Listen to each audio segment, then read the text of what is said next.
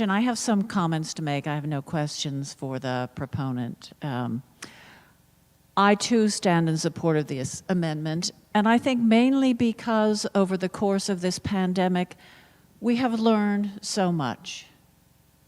When it started, when it came, as it were, out of the blue, when everyone, and justifiably so, was afraid because we knew so little about its origin, about its transmission, and most of all about how we were going to navigate this new and frightening world we were living in.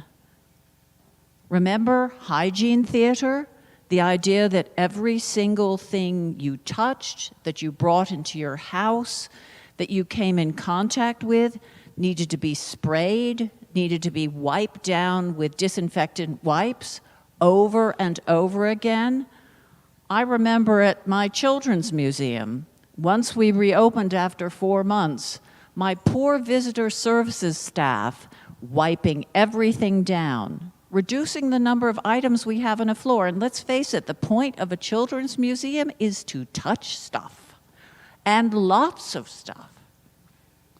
But we learned that it wasn't through contact, that it wasn't through touching things that this virus was spread. It was through the air. Therefore, how will we limit the amount of infectious virus we take in? Through masks. How will we protect the elderly whom we knew were the ones, even early on, were the most at risk? So we said to our families, don't see Nana, don't see Papa, don't let your children hug them, don't let them be with them, because this is dangerous, because we love them, because we want to protect them. And as time went on, and with the miracle of the vaccines, we discovered there was a way out. There were ways to stop transmission. And we learned again more and more about who was vulnerable to this virus. And thank God, those most precious, in many ways, members of our society, our children, our future, were not the ones who were most at risk. Unlike the Spanish flu, which killed between 50 and 100 million people between 1918 and 1920, fully 5 to 10% of the population of this planet, and took young, healthy individuals, this dreaded virus, as awful as it is, has spared our young people.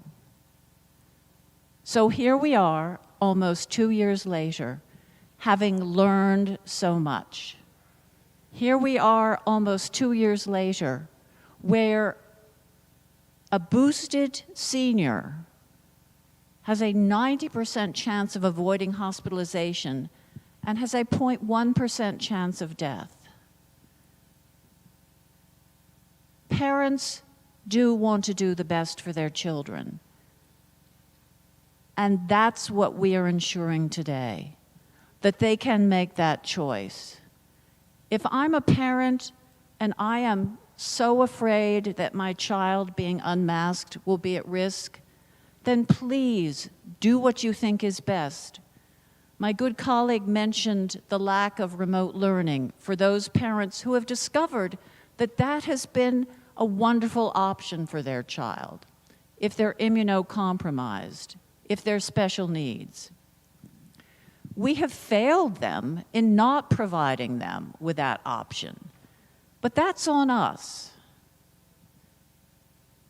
The good proponent of this resolution mentioned that we must give SDE, DPH the ability to turn on a dime and institute new protocols should they be needed. Well, we as a caucus have been asking for data relating to in-school transmission for months.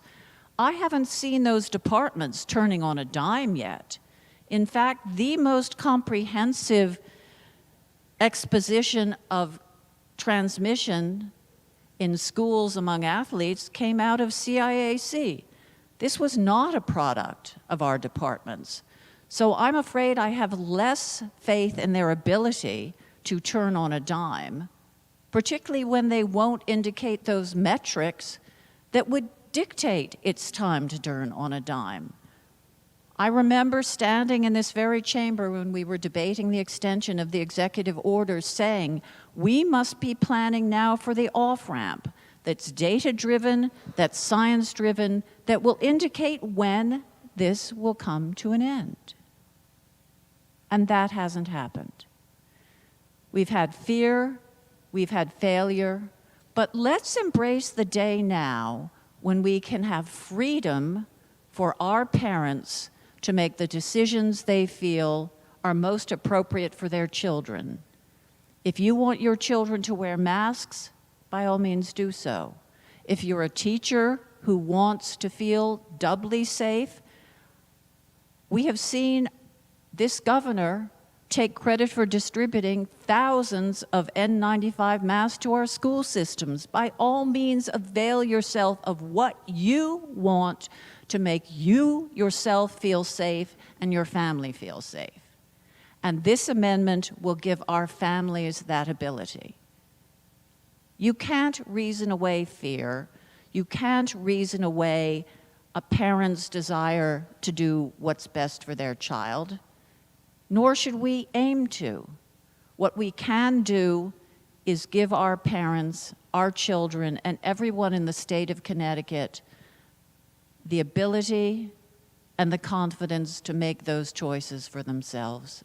So for that reason, I stand in strong support of this amendment today. Thank you, Mr. Speaker.